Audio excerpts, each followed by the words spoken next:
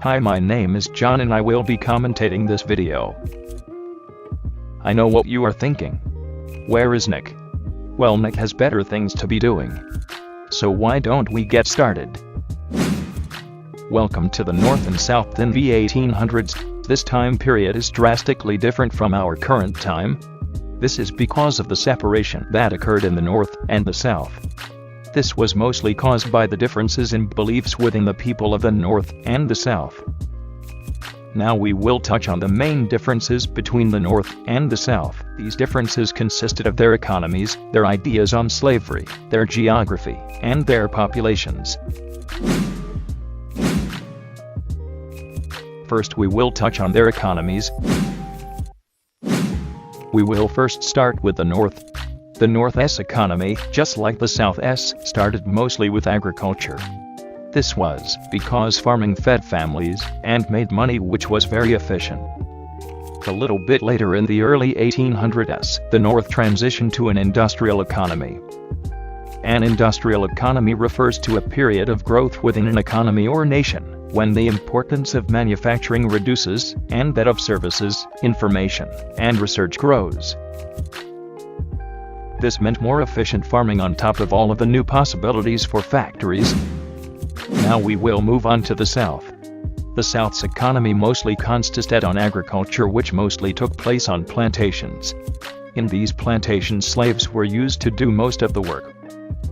The fertile soil and warm climate of the South made it ideal for large-scale farms and crops, like tobacco and cotton. Why don't we take a second to thank our sponsors? Donald Trump, Aflac, Joel Llewellyn, and Ron. Now we will move on to the North's and the South's ideas on slavery. We will again begin with the North's opinion. The North has the idea that all men should be free, and want to free the slaves, although they still didn't allow them to vote. Although the North wanted slavery to end, they still didn't consider blacks to have the same rights, and the workforce of the North wasn't based on slavery, so it wouldn't affect them much. Now we will see the South's opinion. The South supported slavery, and thought that nothing was wrong with that. On top of that, Southern plantation owners made their money off of the slaves working their giant plantations. If slavery was abolished, they would now have to pay the slaves to do their job, even if it wasn't a great amount, then they would soon have no money.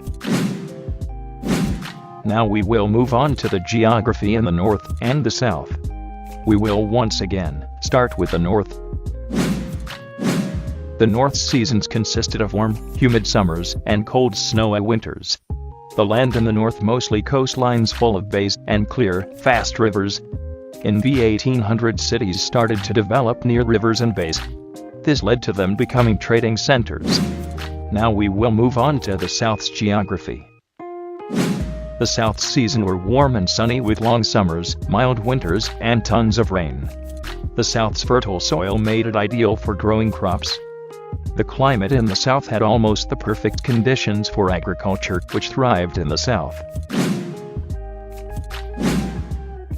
We will now move on to their populations. First in the North, then in the South. The North's population had a consistent amount of immigrants throughout the early to mid-1800s. These immigrants made up a pretty big chunk of the North's population. Most of these immigrants consisted of Irish, German, and other European settlers. The South's population was fairly simple. Most people were Europeans, mostly from England and Scotland. 1/3 of the population were slaves. Only about 1 in 4 farmers owned a slave, but a lot of people needed multiple slaves to manage one plantation. That will conclude this presentation. Thank you for listening. Only one more thing. Who is John? Now please subscribe to TheGamingNimbus on YouTube. That's TheGamingNimbus on YouTube. And totally don't check out Spinal Tension. Please keep this in Ms.Waynick. #shameless plug.